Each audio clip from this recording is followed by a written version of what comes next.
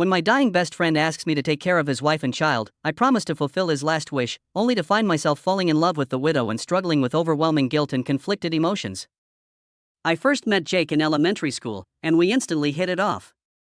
We were two peas in a pod, always causing mischief and getting into trouble together. As we grew older, our bond only strengthened, and he became more than just a friend to me, he was like a brother. But when Jake was diagnosed with terminal cancer, our world came crashing down. It was like a dagger to the heart to see my best friend in such pain and knowing that there was nothing I could do to help him. As his condition worsened, I visited him every day in the hospital, trying to bring some semblance of normalcy to his life. It was during one of these visits that Jake made a request that would change my life forever. With tears in his eyes, he asked me to promise to take care of his wife, Sarah, and their young daughter, Lily, after he was gone. Without hesitation, I gave him my word, knowing that I would do everything in my power to fulfill his last wish. After Jake passed away, I moved in with Sarah and Lily, determined to be the rock they needed during this difficult time. Sarah was devastated by the loss of her husband, and I did my best to support her emotionally and help with the responsibilities of raising a child on her own. As time passed, I grew closer to Sarah, finding solace in her company and the shared grief we both experienced. But as we spent more time together, I began to feel something I never expected: love. At first, I pushed the feelings aside, feeling guilty for even entertaining the idea of being with my best friend's widow. I struggled with conflicting emotions, torn between my loyalty to Jake and the growing affection I felt for Sarah.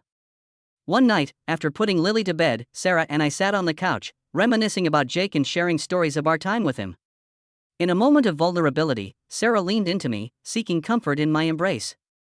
It was then that I knew I couldn't ignore my feelings any longer. I confessed my love to Sarah, expecting her to push me away in anger or disgust. But instead, she surprised me by reciprocating my feelings. We both knew that our relationship would be met with judgment and disapproval from others, but we couldn't deny the connection we shared. We kept our love a secret, afraid of how our friends and family would react. But as time went on, we realized that hiding our relationship only added to the guilt and shame we felt. We decided to come clean to Lily and Jake's parents, bracing ourselves for their disapproval.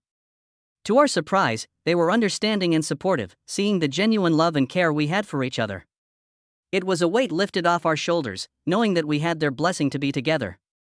As Sarah and I built a life together, I struggled with the guilt of betraying my best friend's trust.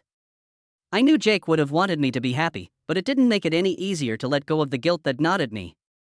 But as time went on, I learned to forgive myself and embrace the love I found with Sarah. I knew that Jake would be smiling down on us, happy to see Sarah and Lily thriving with me by their side. And as we stood together, hand in hand, I knew that no amount of guilt could overshadow the love we shared.